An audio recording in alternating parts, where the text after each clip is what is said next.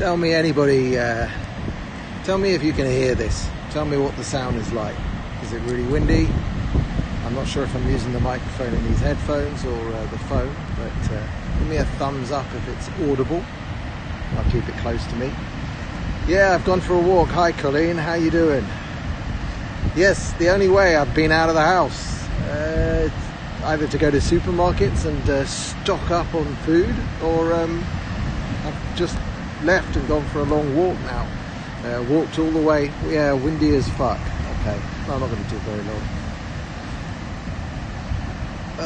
Wind shot destroying anything. Alright, I'm just going to show you the sea.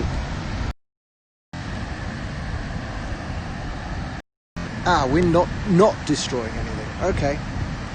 Yeah, so we're locked inside. My wife, my 2 kids in our small apartment, and it is getting to be a bit tedious.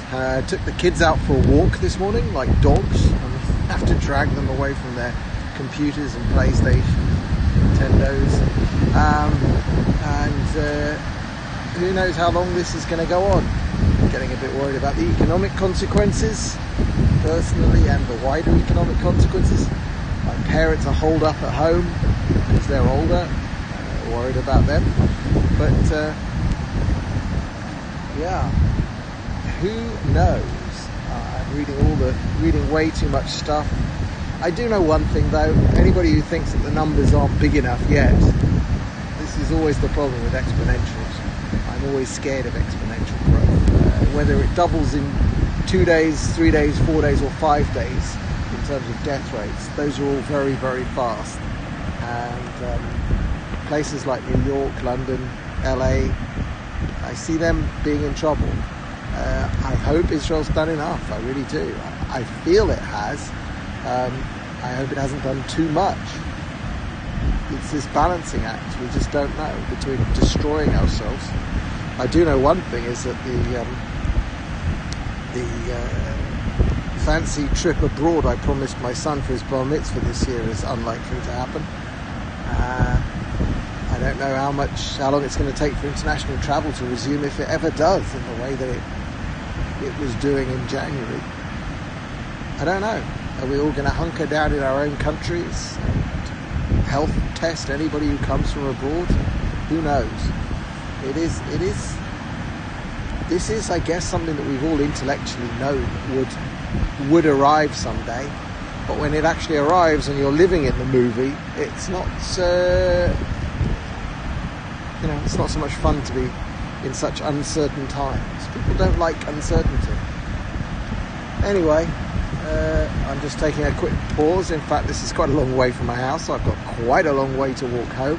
I could have driven down here. There's a perfectly serviceable car park and people are parking in it. Everybody seems to be very sensible. There are surfers in the water. People are avoiding each other as we walk past in the streets.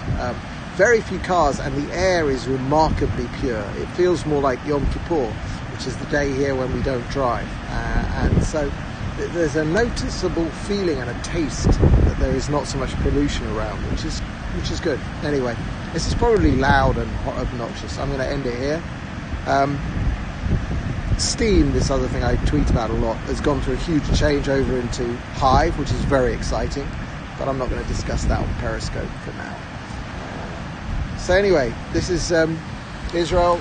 I'm at the seaside, just on the northern edge of Tel Aviv, and it is very pretty. Yeah, locked in Glasgow, scary times. It is scary times. Everybody stay safe, be careful. Do take this thing seriously. From an infection point of view, nobody wants to get this right now. And especially your old ones and everyone around you. All right, bye.